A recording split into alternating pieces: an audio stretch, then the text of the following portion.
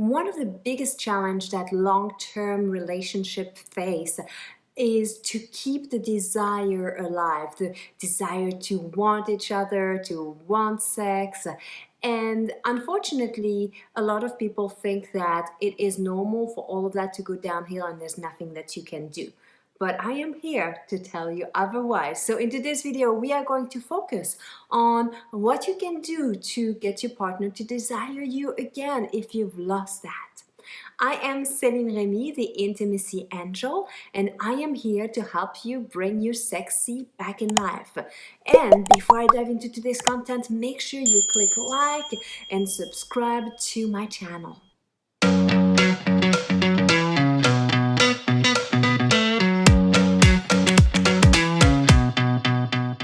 So the question comes down to, can we crave what we already have?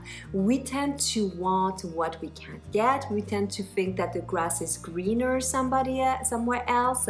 And there's this whole idea that, well, if we already have it, the chase is over, then there's no longer that that desire that happens. I think that we can still crave what we'll have. However, we need to train ourselves to want it and to focus on that. So when we look at relationships, and especially long-term relationships, we kind of have this paradigm going on. So at first, when you start a relationship, you have all of this new relationship energy, you have hormones, and you feel so good, and all you can think is about each other. And after a few months to up to 2 years, those wane down and you step into a different phase of your relationship. And that's when you start to have a deeper bond, you have the trust, you have the comfort and ease, and that's kind of when people start to hit their first roadblocks when it comes to their desire. But then it can continue and shift and change, especially as you go over a decade and people change, right? So there's this paradigm where we crave the security, we crave the safety, we crave the knowing, that familiarity, because that allows us to show all of us, to be vulnerable, to open up. And at the same time, we also want the novelty, we want the freedom, we want the adventure, and that's kind of what we link to desire. So how do you bring the two together in a long-term relationship where you can still have that familiarity, that stability, but at the same time you have and cultivate some of that novelty and adventureness? So one of the key is to focus on yourself. When you look in the mirror, are you utterly attracted to yourself? Do you think that you're beautiful? Do you love who you see? If you are not attracted to yourself, then it's a big ask to ask your partner to be attracted to you. You've got to do the things that you need to do in order to feel good about who you are and feel attractive when you look at yourself in the mirror.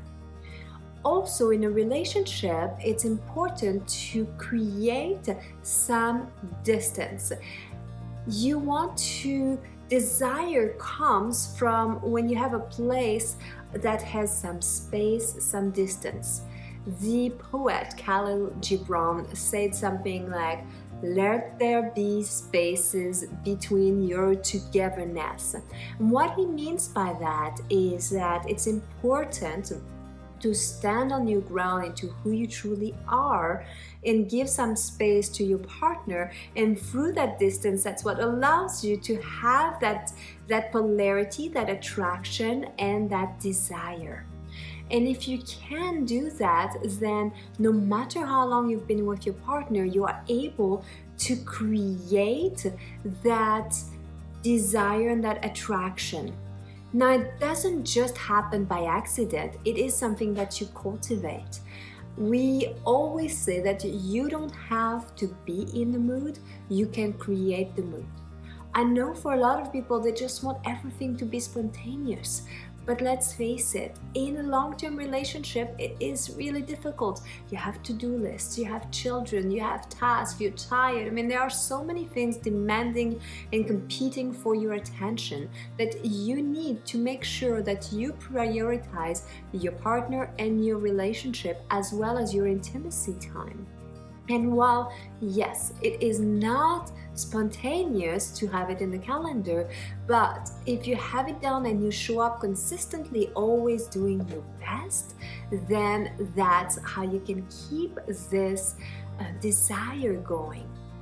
The key is also to be able to look at your partner with new eyes. How can you find something new in something old? Sometimes we stop looking at what we currently have, at what is familiar, but we are constantly changing and evolving, and it is possible to take a step back and look at your partner and just be surprised, impressed, or just see something you hadn't yet appreciated or noticed about them. That will help you cultivate that desire. That will help you feel that attraction. Then last but not least, when you also look at your life, do you feel like you are filled with desire, with passion, with excitement for your life?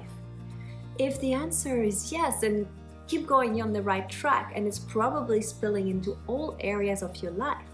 But if the answer is no, then you need to start to do something about that, because it's a little bit silly to expect that in the bedroom suddenly you'll have all of this desire and passion when you don't feel it in your life. And so that always comes from doing your own part.